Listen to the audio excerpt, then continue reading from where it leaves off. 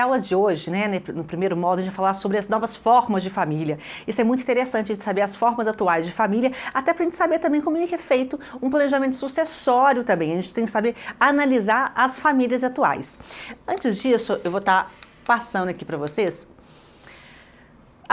como que houve mudança no direito de família em relação à formação. Hoje nós temos na Constituição 3 formas expressas de constituição de família, que é a família composta pelo casamento, a família composta pela união estável e a família monoparental, que é a família formada de um pai e seu descendente, um pai com filho, um avô com seu neto. Essas são as famílias monoparentais. Mas a gente vai estar, hoje existem várias outras famílias que não estão expressamente, na verdade, descritas na Constituição Federal e são consideradas famílias, têm todo o respaldo da nossa Constituição, das jurisprudências atuais. E a gente vai demonstrar aqui, esses slides são interessantes para depois vocês estarem acessando e analisando, eu vou estar lendo justamente para não ficar cansativo.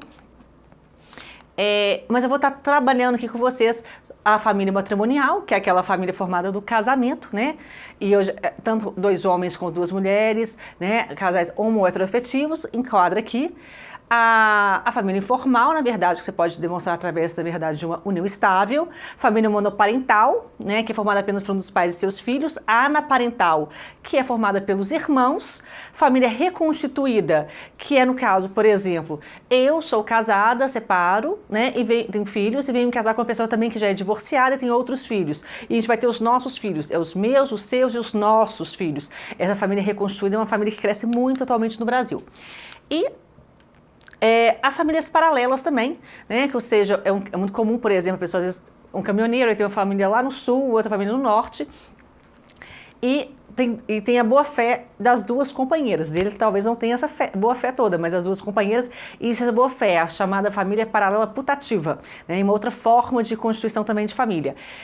As famílias poliafetivas, no caso um homem, às vezes com 3, 4, 5 mulheres, mas ou vice-versa, pode ser uma mulher também com outros homens, mas aí existe o conhecimento de todas, né? Todo mundo tem um conhecimento e vivem numa relação tranquila, familiar ali, que é a família poliafetiva, família eudemonista também, que é aquela pela busca da felicidade. Por que é importante a gente saber, na verdade, as formas de constituição de família, né? Isso é importantíssimo, porque é a partir do momento que você vai fazer um planejamento sucessório, você tem que analisar também a família como um todo, né? Você vai ter que estar escutando o seu cliente, que normalmente tem 3 filhos, sejam eles da constância do casamento, outros fora do casamento, como é que vai ser feito essa divisão patrimonial, tá? E a gente vai estar explicando para vocês passo a passo disso no módulo mais para frente. Agora a gente vai estar explicando realmente sobre as constituições de família. Mas antes de a gente entrar também no tópico que é tão esperado, que é o seu planejamento sucessório, eu vou falar sobre a questão do parentesco, né? Os graus de parentesco. Isso é muito interessante, é muito importante você saber qual grau é considerado parente para fins de recebimento de sucessão, ok? É considerado parente, né, na linha reta, o vínculo é infinito, ou seja, é considerado parente tanto na linha reta ascendente quanto a descendente, não existe essa limitação, mas a linha colateral, que é chamada linha transversal, há um limite no grau de parentesco. Até meu primo ou até meu, né, sobrinho neto ou meu tio-avô, ele vai ser considerado meu parente para fins de recebimento de herança, tá? Que eles são chamados os colaterais até o 4º grau. Então, lembrando, na linha reta, o vínculo de parentesco é infinito, seja na linha ascendente, seja na linha descendente, mas na colateral existe um limite de parentesco.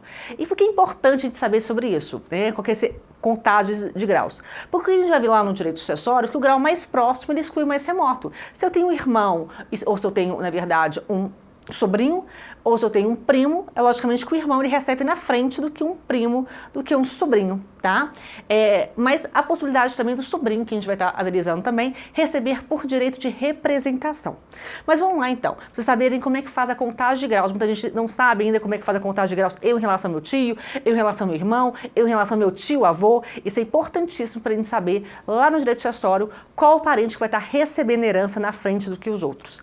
Lembrando também que se eu tenho parentes na linha colateral, eles não são herdeiros necessários e eu posso excluir todos via testamento. Ou seja, se eu não quiser beneficiar nenhum parente colateral meu, eu apenas posso destinar isso para uma outra pessoa. Até para um outro irmão de forma exclusiva ou para uma instituição de caridade eu posso fazer, excluindo meus parentes da linha colateral. O que eu não posso fazer, por exemplo, que é excluir, na verdade, da minha herança um herdeiro necessário.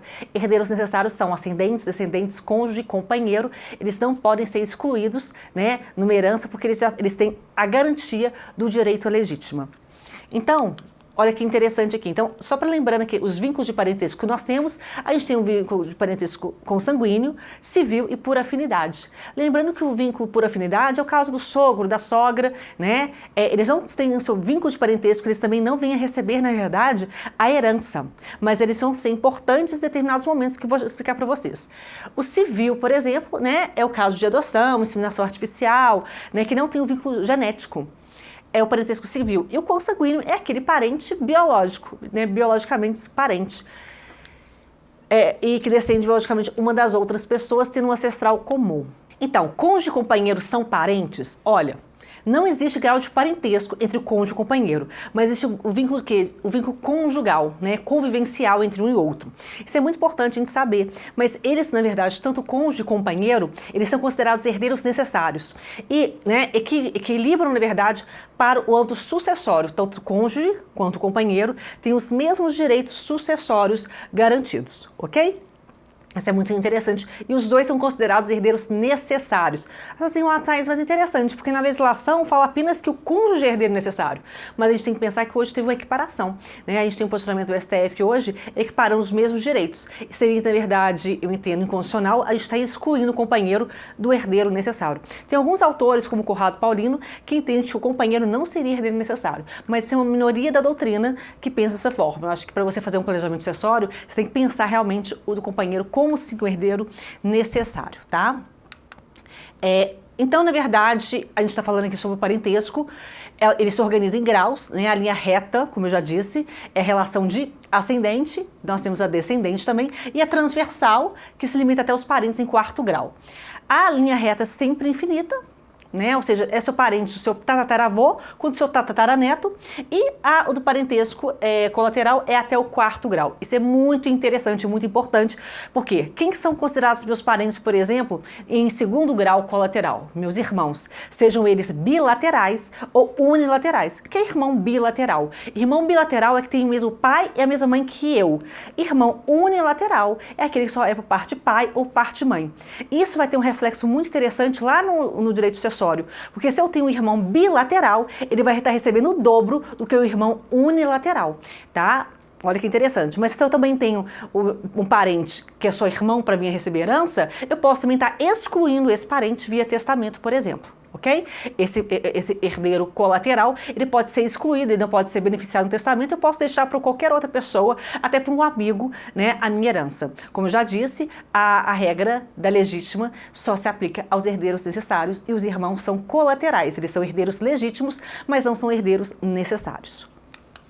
E aí, olha que interessante para a gente saber como é que funciona isso. Nós temos a referência aqui, sou eu, né? Meu pai tem em primeiro grau na linha reta, o meu avô em segundo grau na linha reta e meu bisavô em terceiro grau na linha reta. A gente vai contando apenas geração por geração, até a gente saber qual que é o grau que eles estão. Já, na verdade, o meu filho tem em primeiro grau na linha reta, descendente, meu neto em segundo grau, descendente e assim por diante, tá? Então, só para você saber, né, na verdade, a contagem de graus. E quando ocorre um falecimento, né, os primeiros herdeiros, as primeiras pessoas a virem receber herança seria a linha o quê? Reta descendente. Mesmo se eu tenho ascendente, os ascendentes não recebem. Os ascendentes só vão vir a receber uma herança na falta da linha o quê? Descendente. E lembrando que na linha reta descendente sempre vai existir o direito de representação, tá? Ou seja, no caso de um filho ser falecido, né, os netos aqui nesse caso recebem a cota que esse filho receberia se vivo estivesse. E aí a gente vai aqui na linha colateral, que são os parentes, né, que não descendem um do outro, mas tem o mesmo ancestral em comum, e a gente tem um irmão, como eu já disse, o irmão nesse caso é o segundo grau na linha colateral, né? Independentemente se esse irmão ele é só por parte de pai ou só por parte de mãe, ou ele é bilateral ou unilateral, ele vai estar no segundo grau colateral. A grande questão é a forma de divisão do patrimônio, porque se eu tenho um irmão bilateral, igual eu falei, ele herda duas vezes em relação ao unilateral. Olha que interessante, agora os meus parentes na linha colateral de terceiro grau e meus parentes da linha colateral de quarto grau. Linha colateral de terceiro grau aqui. Quem são meus parentes na linha de terceiro grau?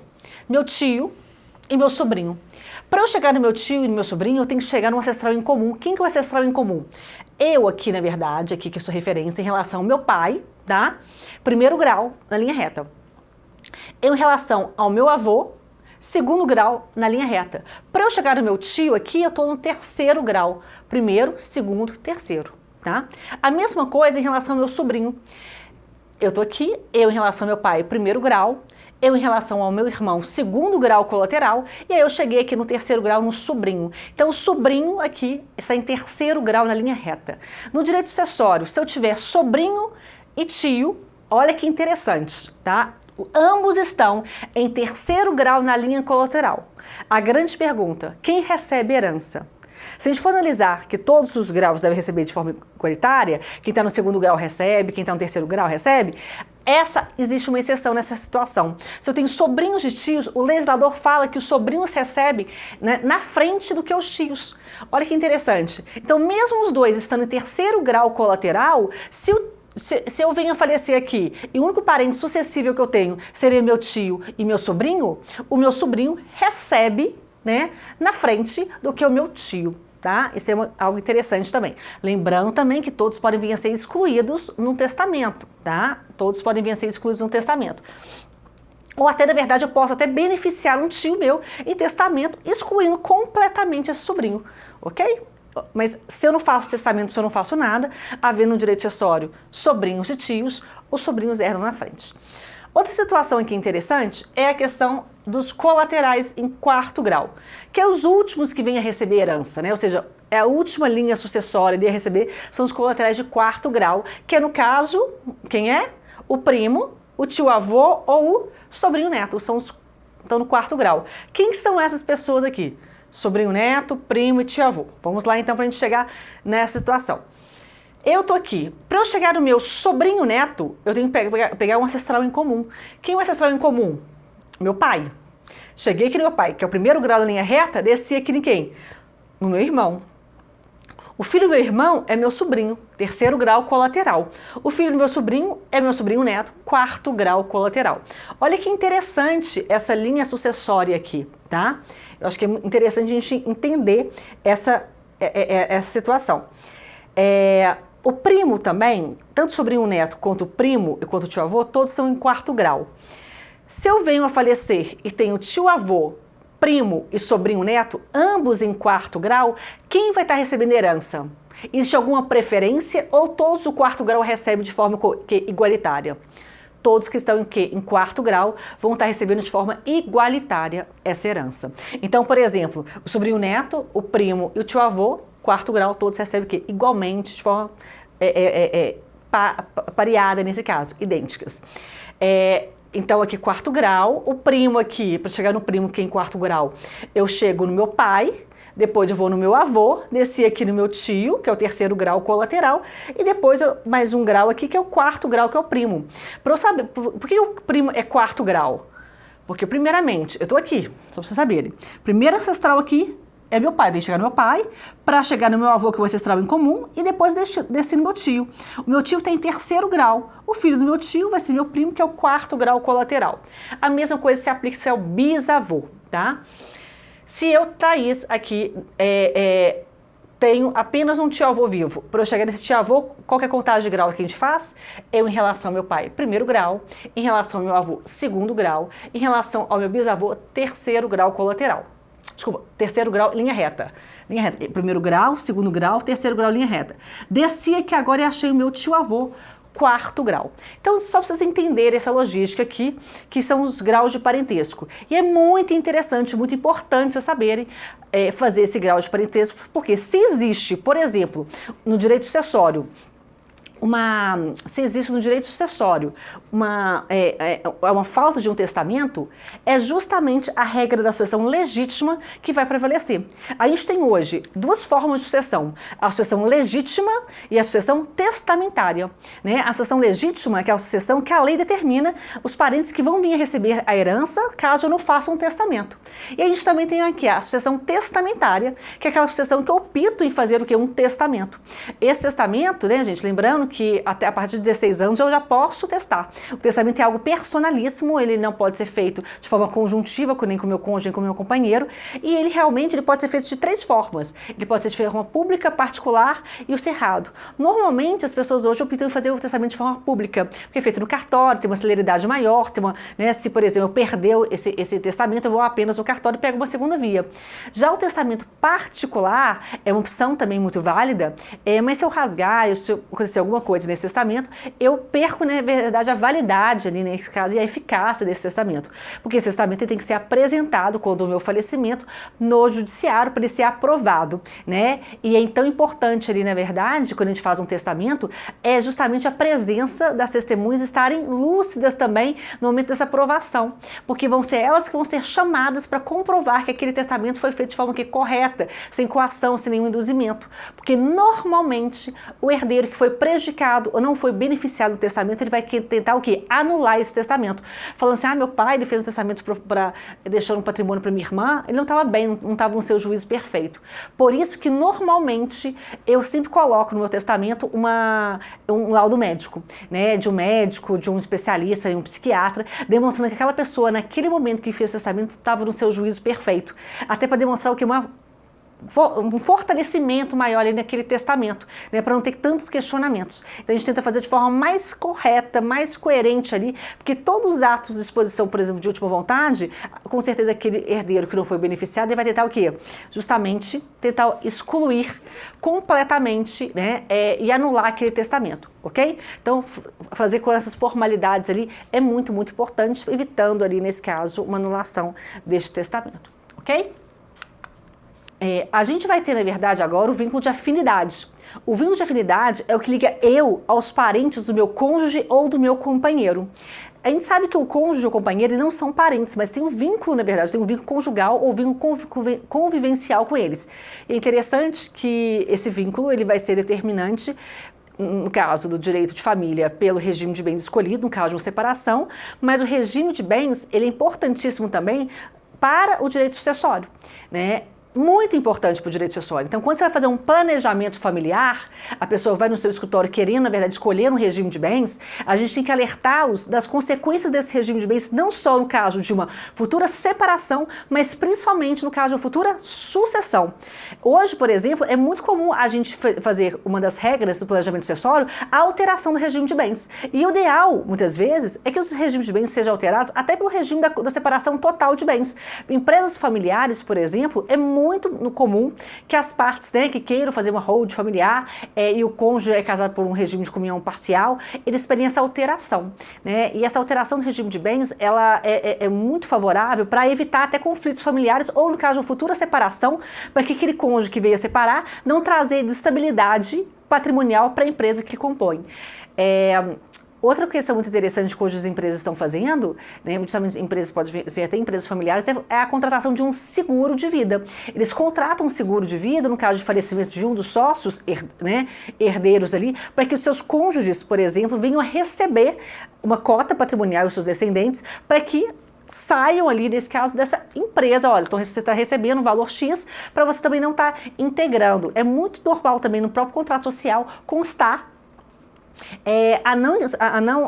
que esse herdeiro, na verdade, não entraria nos quadros societários, recebendo apenas, na verdade, um valor de prolabore, né, participação de lucros ao final, né, onde que vai ser feita essa liquidação dessas cotas. Mas, de uma forma, acho que pensando em forma para que essa empresa continue gerando frutos, lucros e dividendos para os sócios remanescentes que ficaram, é interessante que seja pago uma quantia para os herdeiros daquele falecido, né, daquele falecido sócio, para eles retirarem totalmente, o valor é esse, você tem direito a isso, que você e seus herdeiros, e vida que segue, né, a gente contratou um seguro no caso de falecimento, né, do herdeiro tais e tais e tais, para que ele seja, nesse caso, retirado ali totalmente ali, da sociedade em relação às questões das cotas. As cotas serão integralizadas aonde? Para os outros sócios remanescentes. Tá? Tem várias formas ali nesse caso para a gente tentar fazer um planejamento sucessório de forma mais leve, mais suave, não trazendo prejuízos nenhum para os herdeiros, né, principalmente para os herdeiros, né, os herdeiros do falecido, desse sócio falecido,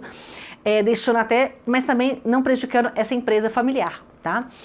É interessante também, gente, porque assim, empresa familiar, a gente fala, né, muito em empresas familiares, aí está na onda, né, a gente fazer governança familiar para capacitar, na verdade, cada um das pessoas ali presentes, os filhos, os herdeiros, para que essa empresa ela tenha uma duração, né, uma gerência ali, nesse caso, muito maior, uma durabilidade dessa empresa, mas eu falo que as partes ali envolvidas, elas têm que estar em sintonia, né? Não adianta você ter uma empresa familiar se os parentes ali não estão numa sintonia querendo construir juntos ali aquela empresa, com o crescimento daquela empresa. Essa empresa tem que ser analisada muito mais no aspecto mais empresarial do que no aspecto emocional ou familiar. Eu acho que a questão da família tem que ser deixada de fora e a questão empresarial tem que ser colocada dentro da empresa. E muitas vezes isso é complicado, porque, né, algum parente pode vir levar para o lado pessoal alguma questão de, né, um ou outro. Então, por isso que é tão difícil a gente manter, na verdade, uma empresa familiar. É tão difícil, né? Por mais que existem técnicas de governança, várias questões, assim, né, estratégias ali nesse caso para essa empresa continuar de forma mais leve, mais serena, mas quando não há um consenso ali, né, essa extinção nesse caso, a extinção de um condomínio ali nesse caso, que eu falo, no caso de falecimento do pai, por exemplo, né, o pai, por exemplo, vinha falecer, deixou as cotas ali, e os filhos vão estar integrando aquela empresa ali, né, cada um participando de acordo com a sua cota sucessória, hereditária. Se não tiver, na verdade, uma harmonia, fica muito difícil, né, ocorrendo lá na frente até uma própria cisão dessa empresa, cada um tomando o seu rumo, cada um, né, se tem as cotas de cada um tomando a sua vida, né, sem a junção ali de ambos, ali dos familiares.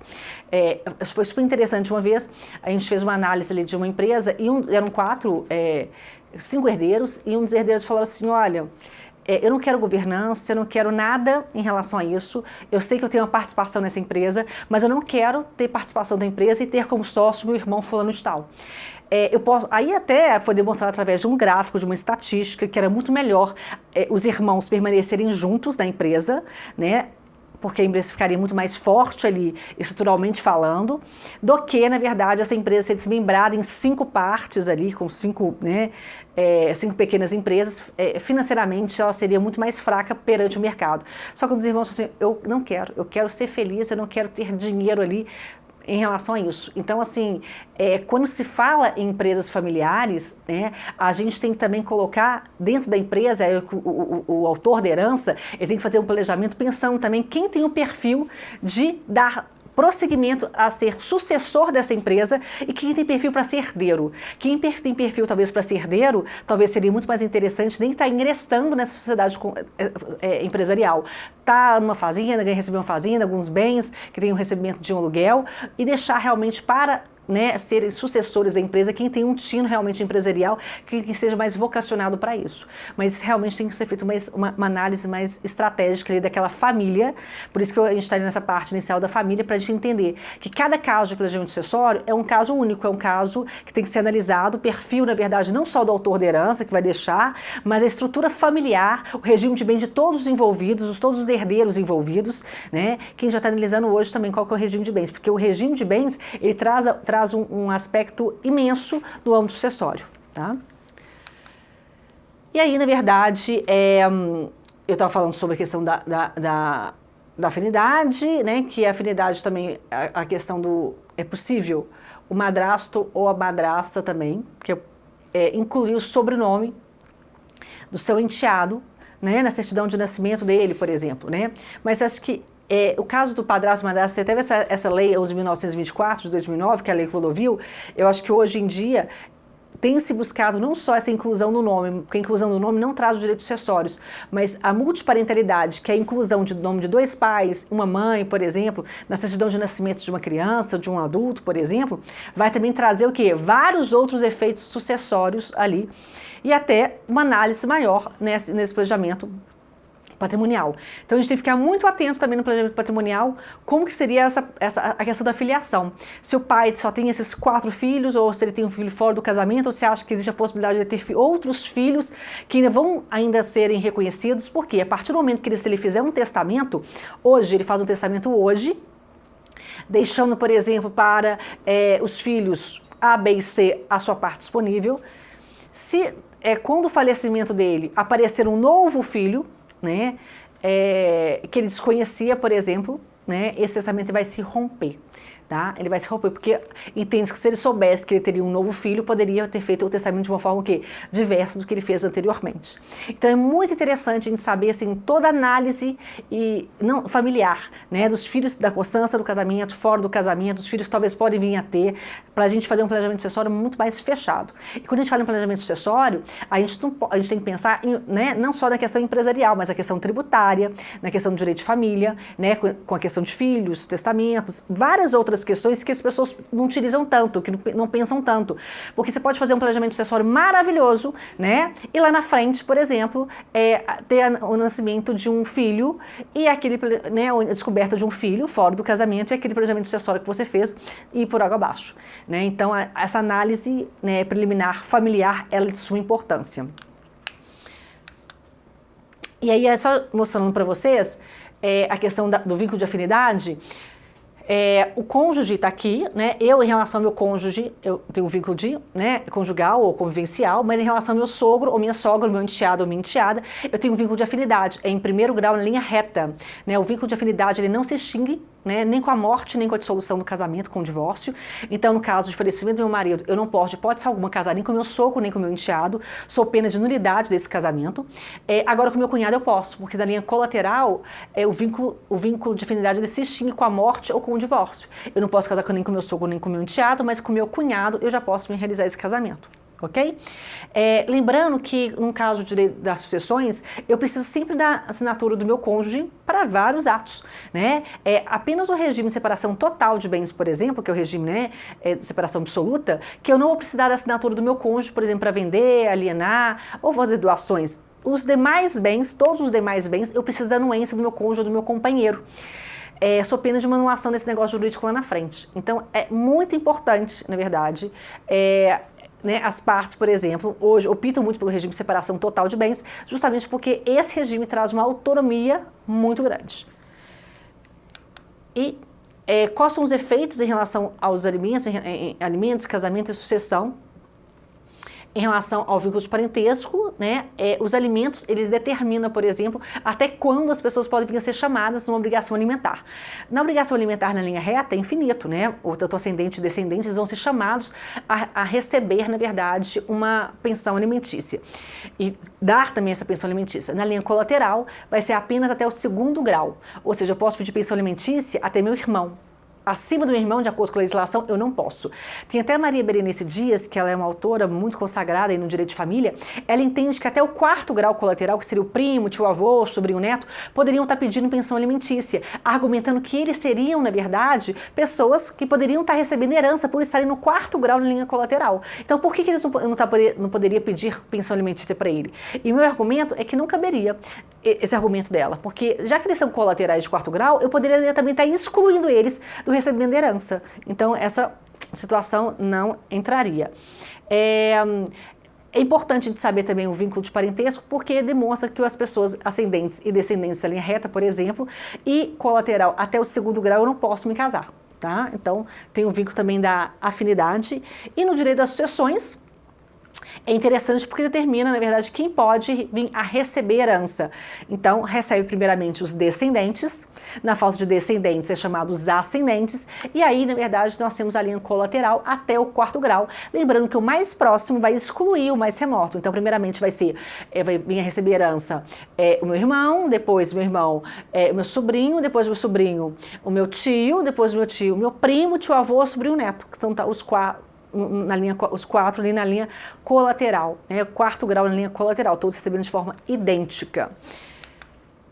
Olha só que interessante aqui, rapidamente, aqui ó, eu coloquei, vai estar isso tudo no slide para vocês, os avós 2º grau, bisavô 3º, essa linha colateral para vocês entenderem quem que venha a receber herança. Lembrando, quem é meu grau mais próximo aqui?